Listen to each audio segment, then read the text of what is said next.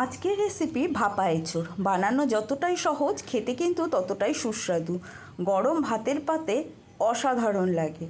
রেসিপিটি প্রথম থেকে শেষ পর্যন্ত দেখার অনুরোধ রইল।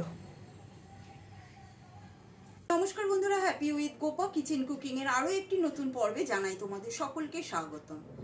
একঘেয়েমি এঁচোড়ের ডালনা, এঁচোড় চিংড়ি খেতে যখন ভালো লাগবে না, তখন ঠিক এই পদ্ধতিতে ভাপা এঁচোড় বানিয়ে নাও।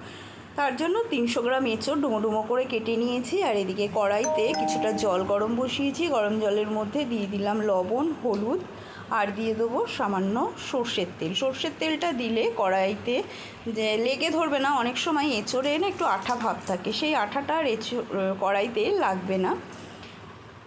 এবারে এঁচোড়টা ওই জলের মধ্যে দিয়ে দিলাম, দিয়ে একটু হাতা দিয়ে একটু নেড়ে চেড়ে নিয়ে কিছুক্ষণের জন্য ঢাকা বন্ধ করে সেদ্ধ করে নেব। বেশি সেদ্ধ করব না, একটু হালকা করে সেদ্ধ করে নিতে হবে।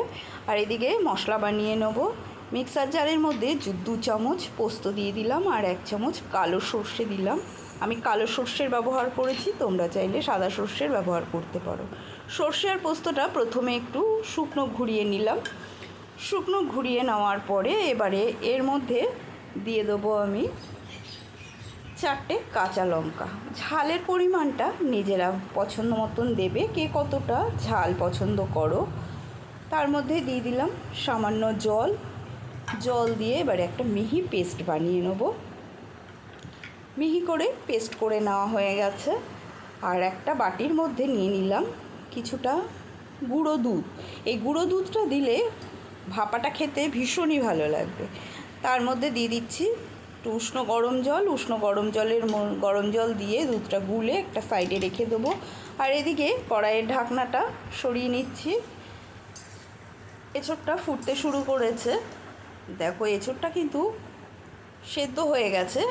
বেশি একেবারে নরম করে সেদ্ধ করিনি, একটু হালকা করে সেদ্ধ করে নিয়েছি। এবার জলটা ঝরিয়ে নেব। আর এদিকে একটা বাটির মধ্যে 2টো মাঝারি সাইজের পেঁয়াজ কুচি করে কেটে নিয়েছি। কড়াইয়ের মধ্যে দিয়ে দিলাম সামান্য সর্ষের তেল। সর্ষের তেলের মধ্যেই পেঁয়াজটা দিয়ে দিলাম। পেঁয়াজটা একটু লাল করে ভেজে নিতে হবে। পেঁয়াজটা নরম হওয়ার জন্য পেঁয়াজের মধ্যে আমি দিয়ে দিচ্ছি সামান্য লবণ। লবণটা দিলে পেঁয়াজটা অনেকটাই নরম হয়ে যাবে। পেঁয়াজটা লাল লাল করে ভেজে নেওয়া হয়ে গেছে, এবারে তুলে নেব। আর এদিকে একটা টিফিন বক্সের মধ্যে ভাপানো এঁচোড়টা নিয়ে নিয়েছি। তার মধ্যে পেস্ট করে নেওয়া সর্ষে, পোস্ত, কাঁচা লঙ্কাটা দিয়ে দিলাম। এবারে এর মধ্যে দিয়ে দেবো হলুদ গুঁড়ো। যেহেতু ভাপাতে সবসময় একটু হলুদের পরিমাণটা বেশি দিলে খেতে বেশি ভালো হয়। দিয়ে দেবো স্বাদ অনুসারে লবণ। আর দিয়ে দেবো এর ওপর থেকে যে গুলিয়ে রেখেছিলাম দুধটা, গুঁড়ো দুধটা, সেই দুধটাও দিয়ে দিচ্ছি। সমস্ত উপকরণগুলো দিয়ে একটা চামচের সাহায্যে প্রথমে একটু নেড়ে চেড়ে নিতে হবে। ভালো করে নেড়ে চেড়ে নেওয়ার পর ওপর থেকে দিয়ে দিলাম 2 চামচ মতো কাঁচা সর্ষের তেল। ভাপা মানেই কাঁচা সর্ষের তেল তো দিতেই হবে, একেবারেই মাস্ট। তার উপর দিয়েই দিয়ে দিলাম ভাজা পেঁয়াজটা। সমস্ত উপকরণ আবারও ভালো করে মেখে নিতে হবে, যাতে প্রতিটা এঁচোড়ের গায়ে মশলাটা সমানভাবে লেগে যায়। একেবারে ভালো করে দেখো, একটু চামচের সাহায্যে একটু প্রেস করে করে দিলাম। এবার বাকি যে কড়াইতে পেঁয়াজ আর তেলটা ছিল সেটুকুও দিয়ে দিলাম। আর দিয়ে দিচ্ছি মশলা ধোয়া জল। এটি দিয়েও ভালো করে একটু নেড়ে চেড়ে নিলাম। যদি ইউটিউব চ্যানেলে নতুন বন্ধু হয়ে থাকো তবে চ্যানেলটি সাবস্ক্রাইব করে নেওয়ার অনুরোধ রইল। পাশে থাকা বেল আইকনটা প্রেস করে দেবে, যাতে আমার রান্নার নিত্য নতুন নোটিফিকেশানগুলো সবার আগে তোমাদের মোবাইলে পৌঁছে যায়। যদি ফেসবুক থেকে দেখো তবে পেজটি ফলো করার অনুরোধ রইল। দিয়ে দিলাম এর মধ্যে 2টো পাকা লঙ্কা আর আরও 1 চামচ মতো কাঁচা সর্ষের তেল দিয়ে টিফিন বক্সের ঢাকাটা বন্ধ করে দিলাম। কড়াইতে জল ফুটতে শুরু করেছে। এবার ওই ফুটন্ত জলের মধ্যেই টিফিন বক্সটা বসিয়ে দিলাম। বসিয়ে এবার ঢাকাটা বন্ধ করে গ্যাসের স্টিমটা লো টু মিডিয়ামে রেখে দেবো।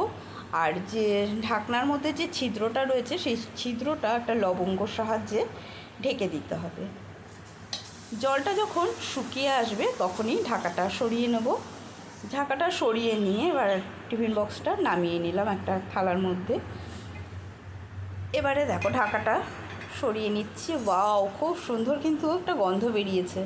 আর যে কোনো ভাপারই একটা নিজস্ব গন্ধ থাকে, তাই না? ভীষণই ভালো লাগে কিন্তু এই গন্ধটা। কতটা সুন্দর হয়েছে, যতটা দেখতে সুন্দর ততটা কিন্তু এই এঁচোড় ভাপা খেতেও সুন্দর। এবার একটু টেস্ট করে দেখা যায়। খেতে কি দারুণ হয়েছে, একদম ফাটাফাটি।